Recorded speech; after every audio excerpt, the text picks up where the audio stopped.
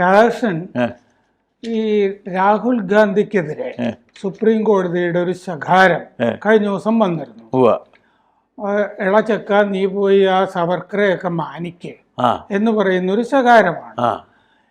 അതിന് മുമ്പൊരു ദിവസം ഗാന്ധിയെ ട്രെയിനിൽ നിന്ന് ഇറക്കി വിട്ടത് ഇംഗ്ലണ്ടിലാണ് എന്ന് പറഞ്ഞിരുന്നു. നമ്മുടെ ഭരണഘടനയ്ക്ക് 1000 കൊല്ലത്തെ പഴക്കമുണ്ടെന്ന് അതിന് മുമ്പൊരു ദിവസം പറഞ്ഞിരുന്നു. ഇത് ആരായിരിക്കും ഇത്തരം ഈ ചരിത്ര അസംബന്ധങ്ങളൊക്കെ രാഹുൽ ഗാന്ധിക്ക് പഠിപ്പിച്ചു കൊടുക്കുന്നത്? അല്ല, അത് ഇനി ആരെങ്കിലും പഠിപ്പിക്കേണ്ടതില്ല എന്നാണ് എനിക്ക് തോന്നിയേക്കണം. ജന്മസിദ്ധമായ വാസന കൊണ്ട് തന്നെ അദ്ദേഹത്തിൽ സംഭവിക്കുന്ന കാര്യമാണ്. ഈ ഡിസ്കവറി ഓഫ് ഇന്ത്യ, ഇന്ത്യ കണ്ടെത്തൽ തുടങ്ങിയ ഒന്നാമത്തെ കാര്യം, നെഹ്റു കുടുംബത്തിലുള്ള ഒരാൾക്കും ഒരു ഇൻഡെപ്ത് നോളേജ് ഒരു വിഷയത്തെക്കുറിച്ചും ഇല്ല എന്നുള്ളൊരു വസ്തുതയാണ്. പിന്നെ എന്താണെന്ന് വെച്ചാൽ, ഡിസ്കവറി ഓഫ് ഇന്ത്യ വായിച്ചിട്ടുണ്ടോ എന്ന് IAS പരീക്ഷയ്ക്ക് എഴുതുന്ന എല്ലാവർക്കും അത് വായിക്കേണ്ടിയുണ്ടായിരുന്നു. അല്ലെങ്കിൽ മത്സര പരീക്ഷയ്ക്ക് പോകുന്നവരോടെല്ലാം അത് കാരണം ഡിസ്കവറി ഓഫ് ഇന്ത്യ വായിച്ചാണ്. ഞാനിപ്പോൾ ചോദിക്കട്ടെ, നിങ്ങൾ ചരിത്രം ഗൗരവത്തിൽ കാണുന്ന ഒരാളാണ്. ഞാൻ അത്രയും ഗൗരവത്തിൽ ചരിത്രം വായിക്കുന്നില്ല. ഗ്ലിംസസ് ഓഫ് വേൾഡ് ഹിസ്റ്ററി ഇപ്പോൾ ആരെങ്കിലും വായിക്കുക? ഇല്ല.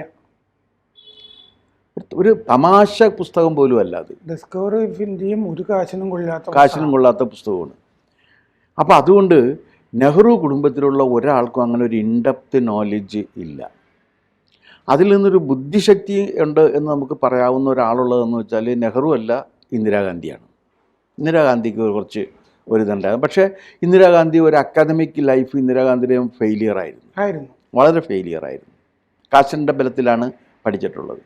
അല്ല, അവർ ഈ സ്വാതന്ത്ര്യ സമരത്തിലൊക്കെ വ്യാപൃതരായതുകൊണ്ട് പഠിക്കാൻ അങ്ങനെ ക്ലാസ്സിലൊന്നും പോകാനൊന്നും പറ്റിയിട്ടില്ല. പൊതുവെ ഈ നെഹ്റു കുടുംബത്തിലെ ആളുകൾക്ക് ഈ കുലീന കുടുംബങ്ങളിലുള്ളവർ എന്ന് പറഞ്ഞിട്ടല്ലേ നെഹ്റുവിനെയൊക്കെ പാസ്സാക്കി വിട്ടിരുന്നത്. അല്ല, കാശ് കൊടുത്ത് വാങ്ങിച്ചാണ്. അവിടെ രണ്ട് സ്ട്രീമുണ്ട്.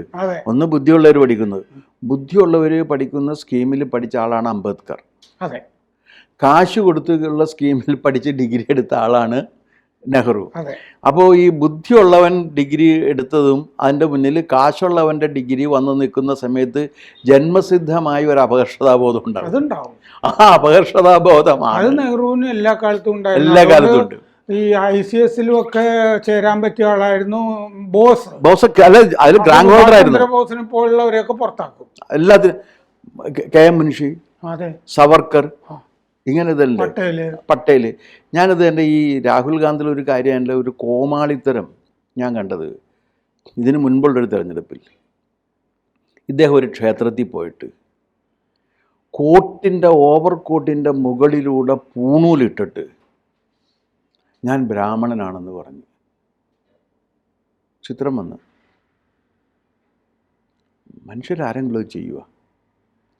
പൂണൂലിനെ അവഹേളിക്കുകയാണ്. എത്രയോ ലക്ഷം മനുഷ്യർ, അത് തെറ്റോ ശരിയോ എന്നൊക്കെ ഉള്ളത് വേറൊരു പ്രശ്നമാണ്. പക്ഷെ പൂണൂല് വിശുദ്ധമായ സേക്രഡ് ത്രെഡ് എന്ന നിലക്ക് അതിനെ കാണുന്ന കോടിക്കണക്കിന് മനുഷ്യരുണ്ടല്ലോ. അപ്പോൾ ഒരുത്തൻ ഞാൻ ഈ കോട്ടിൻ്റെ പുറത്തുകൂടി ഒരു നൂലെടുത്തിട്ടിട്ട് ഞാൻ പൂണൂലിട്ട ബ്രാഹ്മണനാണെന്ന് പറഞ്ഞു കഴിഞ്ഞാൽ എന്നെ പ്രാന്തനാണെന്ന് പറയും. ഇത് ചെയ്തൊരാളാണ് ഇദ്ദേഹം. പിന്നെ ഞാൻ ശിവഭക്തനാണ് എന്ന് പറഞ്ഞ് എന്തോ കുറച്ച് ഭസ്മമൊക്കെ തേച്ച് വെച്ചതിന് ശേഷം. അപ്പോൾ ഇത് ഒന്നുകിൽ ഇദ്ദേഹത്തിന് ഈ ബുദ്ധി പറഞ്ഞു കൊടുക്കുന്ന KC വേണുഗോപാലിനെ പോലെയുള്ള മഹാബുദ്ധിമാന്മാരായിരിക്കണം ഈ വിഡ്ഢിത്തം അദ്ദേഹത്തിന് കൊടുക്കുന്നത്. അല്ലെങ്കിൽ അദ്ദേഹം അടിയന്തരമായിട്ട് അദ്ദേഹത്തിൻ്റെ ട്യൂട്ടർമാരെ മാറ്റേണ്ടിയിരിക്കുന്നു. അത് പറഞ്ഞപ്പോഴോർത്തത്, ഈ രാഹുൽ ഗാന്ധിക്കെതിരെ പുനെയിൽ സവർക്കറുടെ കൊച്ചനന്തരവൻ സാത്യകി കൊടുത്തിട്ടുള്ളൊരു കേസുണ്ട്. ലണ്ടനിൽ 2023 മാർച്ചിൽ രാഹുൽ ഗാന്ധി പ്രസംഗിച്ചപ്പോൾ പറഞ്ഞു, ഞാനും സവർക്കർ പറഞ്ഞു എന്ന്, രാഹുലിൻ്റെ പ്രസംഗമാണ്, ഞാനും 5-6 യുവാക്കളും കൂടി ഒരു മുസ്ലിമിനെ തല്ലിച്ചതച്ചു, അപ്പോൾ ഞങ്ങൾക്ക് വലിയ ആഹ്ലാദം ഉണ്ടായി എന്ന് സവർക്കർ ഒരു പുസ്തകത്തിൽ എഴുതിയിട്ടുണ്ട് എന്നാണ് രാഹുൽ പറഞ്ഞത്. നമ്മൾ സാധാരണ സംസാരിക്കുമ്പോൾ ഇന്ന പുസ്തകത്തിലാണ്, കഴിവെങ്കിൽ നമ്മൾ പേജ് നമ്പറും പറയും.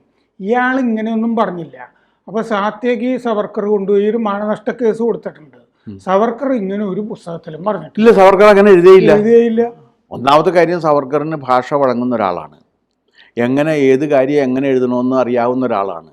ഈ രാഹുൽ ഗാന്ധിയെ പോലെ ഈ രാഹുൽ ഗാന്ധി പെടട്ടെ എന്ന് പറഞ്ഞിട്ട് ആരെങ്കിലും ഉപദേശിക്കുന്നുണ്ടോ? അല്ല, അങ്ങനെയാണെങ്കിൽ അയാളുടെ കൂടെയുള്ള എല്ലാത്തിനും അയാൾ അടിയന്തരമായിട്ട് മാറ്റണം. കാരണം ഇന്ന് കോടതി ഈ അഭിഷേക് മനു സിംഗ്വിയെ നിർത്തിയിട്ട് സത്യത്തിൽ അങ്ങേരെ അപമാനിക്കുകയാണ് ചെയ്തത്. നിങ്ങളുടെ കക്ഷിക്ക് അറിയില്ലേ, നിങ്ങളൊരു ലോ പോയിൻ്റ് പറഞ്ഞ കാരണം ഞാൻ ഇതിൽ സ്റ്റേ തരും, പക്ഷേ നിങ്ങളുടെ കക്ഷിയോട് പറയണം ഈ തരത്തിലുള്ള വൃത്തികേട് പറഞ്ഞു നടക്കരുതെന്ന്. അയാളുടെ മുത്തശ്ശി തന്നെ സവർക്കർ മഹാനാണ് എന്ന് പറഞ്ഞിട്ടുണ്ട്, എഴുതിയിട്ടുണ്ട്, തപാൽ സ്റ്റാമ്പുണ്ട്. അതെങ്കിലുമൊക്കെ അയാളുടെ നോക്കാൻ പറയണം. ഇതുപോലെ പിന്നെ സവർക്കർ മരിച്ചപ്പോ ഹിരൺ മുഖർജി കമ്മ്യൂണിസ്റ്റ് AKG എല്ലാം കൂടി പറഞ്ഞിട്ട് MP-മാർക്ക് മാത്രമാണ് ചരമോപചാരം ലോക്സഭയിൽ നടത്തി, പാർലമെന്റില്. കാരണം സവർക്കർ ഇത് ഒരു കാര്യം എന്ന് വെച്ചാൽ ഈ ഫ്രീഡം, ഈ സ്വാതന്ത്ര്യ സമരം എന്ന് പറഞ്ഞാൽ, സ്വാതന്ത്ര്യ സമരത്തിൽ നേരത്തെ പറഞ്ഞ് നെഹ്റു ഇന്ദിരയ്ക്കൊക്കെ എന്ത് സ്വാതന്ത്ര്യ സമര പശ്ചാത്തലമുള്ള ഒരു സ്വാതന്ത്ര്യ സമര പശ്ചാത്തലമില്ല. പിന്നെ വേറൊരു കാര്യം, കമലാനത് ഗൗരവത്തിൽ പറഞ്ഞതല്ല, പാഠപുസ്തകത്തിൽ വാനരസേന ഉണ്ടാക്കി എന്നൊക്കെ പഠിപ്പിക്കുന്നുണ്ടായിരുന്നില്ലേ? അതൊക്കെ എന്ത് വാനരസേന, അങ്ങനെ സംഭവം ഉണ്ടോ എന്നുള്ള കാര്യം അന്വേഷിക്കേണ്ടിയിരിക്കുന്നു. കാരണം നൊണ്ണയാണ് എഴുതുക, പിന്നെ എന്ത് ചെയ്യാൻ പറ്റും? കമലാ നെഹ്റു സ്വാതന്ത്ര്യ സമരത്തിൽ അവർ ആ കാലം മുഴുവനും അവർ ജനീവയിലുള്ള ഒരു എന്താണ് ഒരു ക്ഷയത്തിന് ചികിത്സയിലായിരുന്നു. അവർക്ക് അതിൻ്റെ ആരോഗ്യം സമ്മതിക്കുമായിരുന്നില്ല. പക്ഷെ അവരും സ്വാതന്ത്ര്യ സമരത്തിൽ പങ്കാളികളാണ് എന്ന് എഴുതി. നെഹ്റുവിൻ്റെ തന്നെ സ്വാതന്ത്ര്യ സമരത്തിലെ പങ്കാളിത്തം എന്നൊക്കെ പറഞ്ഞു കഴിഞ്ഞാൽ വളരെ കുറവല്ല. അതിനേക്കാളൊക്കെ ത്യാഗം സഹിച്ച് പ്രവർത്തിച്ചിട്ടുള്ള ലക്ഷക്കണക്കിന് മനുഷ്യരുണ്ടല്ലോ. സവർക്കർ 16 കൊല്ലം ജയിലിൽ കിടന്നു. അല്ല, സവർക്കർ മാത്രോ, രാജേന്ദ്ര പ്രസാദ് ഇല്ലേ, സർദാർ പട്ടേലില്ലേ, എത്ര പേരുണ്ട് ആ കാലത്ത് വന്നേക്കണ. AR പ്രകാശും ഇല്ലേ,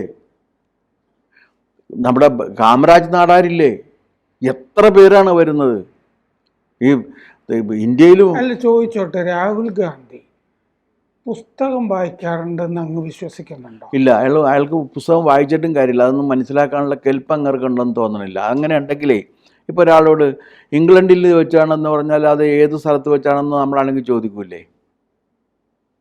അത് ഈ സന്ദീപ് ദീക്ഷിത് ഇയാളോട് ചോദിച്ചില്ല. അത് വേണമെങ്കിൽ കിടന്നോട്ടെ എന്ന് ദീക്ഷിത് ചിലപ്പോൾ വിചാരിച്ചിട്ടുണ്ടാവും. എവിടെ വെച്ചാണ് കണ്ടതെന്നുള്ള കാര്യം ചോദിക്കണ്ടേ? അത് ചോദിച്ചിട്ടില്ല. ഇങ്ങനെ നിരന്തരമായി അബദ്ധങ്ങൾ വിളിച്ചു പറയുന്നതിൻ്റെ എന്തുകൊണ്ട് എന്നൊരു ചോദ്യമുണ്ടല്ലോ. അതെന്തുകൊണ്ടാണ് വരുന്നത്? നിരന്തര അബദ്ധങ്ങളാണ്. പല സ്ഥലത്തും മാപ്പ് പറഞ്ഞിട്ടുണ്ട്. ഈ ഗോഡ്സെ RSSകാരനായിരുന്നു എന്ന് പ്രസംഗിച്ചതിൻ്റെ പേര്. ഒന്നാമത്തെ കാര്യം, RSSനോട് ഗോഡ്സെക്ക് പുച്ഛമായിരുന്നു. കാരണം തീവ്രത പോരാ. ഹിന്ദു മഹാസഭയുമായിട്ടും ഗോഡ്സെ അവസാനം അടക്കി പിരിഞ്ഞിരുന്നു, സ്വന്തമായിട്ടൊരു സാധനം. പിന്നെ ഈ സവർക്കറെ കണ്ടുവെന്ന് പറഞ്ഞാൽ സവർക്കർ വീടിൻ്റെ താഴെയിലാണ് ഈ പ്രസ്സുള്ളത്. അവിടെ പോയിട്ട് ഇവർ രണ്ടും പരമ പുച്ഛത്തോടു കൂടി സംസാരിക്കുകയാണ്.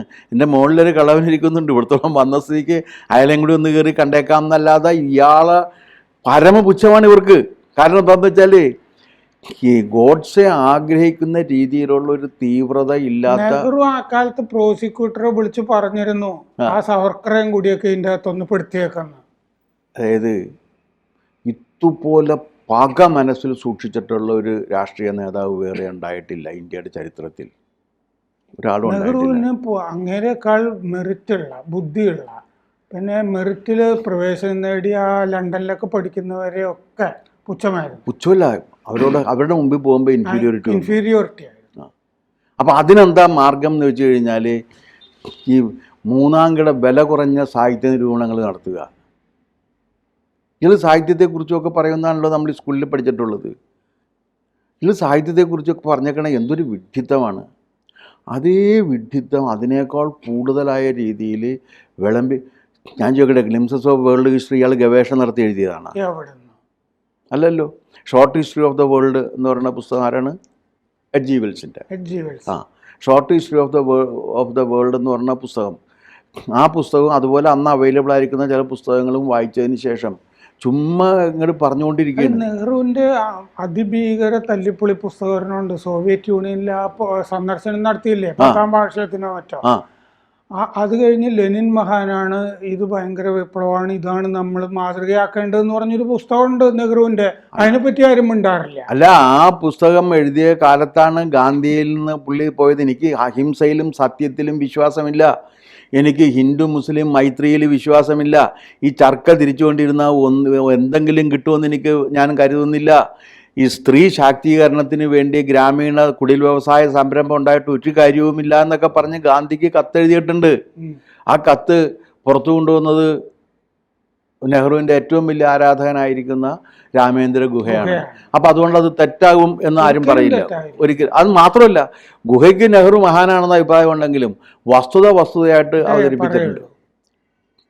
ഗുഹയാണ് ഹാരോയിൽ പഠിക്കുന്ന കാലത്ത്, മകനെ ഞാനിതാ ഒരു മഹാസാമ്രാജ്യം ഉണ്ടാക്കാൻ പരിശ്രമിച്ചുകൊണ്ടിരിക്കുന്ന, അടിത്തറ ഇട്ട് കഴിഞ്ഞ് അതിൻ്റെ മുകളിൽ നീ സാമ്രാജ്യം പടുത്തുയർത്തണമെന്നും പറഞ്ഞുകൊണ്ട് മകനായ മോട്ടിലാൽ, എല്ലാം മകനാണല്ലോ, ഒരുപാട് കത്ത് എഴുതിയിട്ടുണ്ട്. അപ്പോൾ അത് കത്തെഴുത്ത് ഇവരുടെയൊക്കെ ഒരു ശീലം വരുന്നതാണ്. അത് അച്ഛൻ മകൾക്ക് അയച്ച കത്തുകൾ എന്നിട്ട് കത്തെടുത്ത് സൂക്ഷിച്ചു വെക്കുകയും ചെയ്യും. കാരണം ആദ്യമേ ഇവര് മഹാന്മാരാണെന്ന് ഇവർക്ക് അറിയാം. അപ്പോൾ ഭാവിയിൽ ചരിത്രം എഴുതാൻ വേണ്ടി കത്ത് സൂക്ഷിച്ചു വെക്കുകയാണ്. അല്ലെങ്കിൽ ആരാ കത്തൊക്കെ സൂക്ഷിച്ചു വെക്കുന്നത്?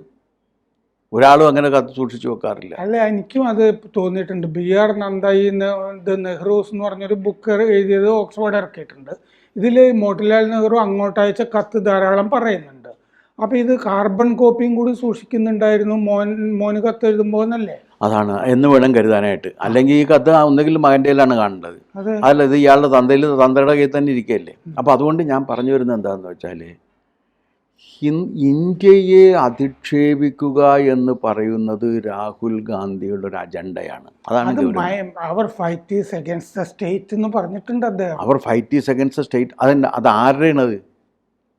അതാത് രാജ്യത്ത് ജീവിക്കുന്നവർ ആ രാജ്യത്തെ ഭരണകൂടത്തിനെതിരെ പ്രവർത്തിക്കണം എന്നുള്ള തിയറി കൊണ്ടുവന്ന ആരാണ്? ജോർജ് സോറോസിൻ്റെ തിയറിയാണ്.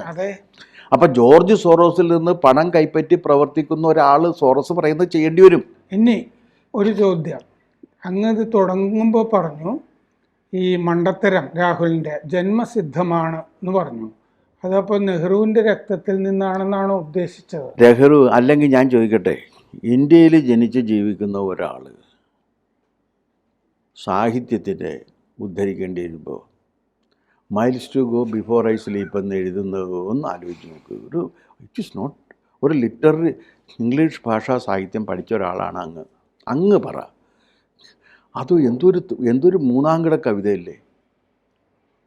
അതിൽ ക്രിയേറ്റിവിറ്റി എന്ന് പറഞ്ഞൊരു സംഭവമേ ഇല്ല. സർഗാത്മക സ്ഫുലിംഗം ഒന്നുമില്ലാത്തൊരു സാധനമാണ് miles to go before I sleep എന്ന്.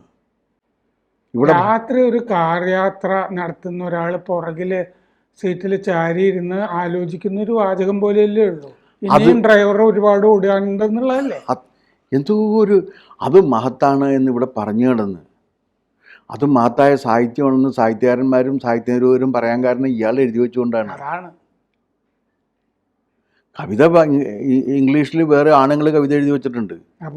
അപ്പോൾ ഈ ജന്മസിദ്ധമായ ഈ പൈതൃകം ഉണ്ടല്ലോ, അത് രാഹുൽ മുറുകെ പിടിക്കണം എന്നല്ലേ നമുക്ക് ആശംസിക്കാൻ പറ്റും. അത് മാത്രം നമ്മൾ ആശംസിച്ചില്ലെങ്കിലും അദ്ദേഹം ഈ വിഡ്ഢിത്തം പറയുന്നത്, ഈ വിഡ്ഢിത്തം പുലമ്പുന്നത്, ഈ വിടുവായത്വം പറയുന്നത് തുടർന്നുകൊണ്ടേയിരിക്കും എന്ന കാര്യത്തിൽ എനിക്കൊരു സംശയവുമില്ല. നന്നാക്കാൻ കഴിയില്ല, ആ പ്രായം കഴിഞ്ഞുപോയി. കൂടുതൽ വാർത്തകളും വിശേഷങ്ങളും നിങ്ങളിലേക്ക് എത്താൻ ABC മലയാളം സബ്സ്ക്രൈബ് ചെയ്യുക, ബെൽ ബട്ടണും അമർത്തുക.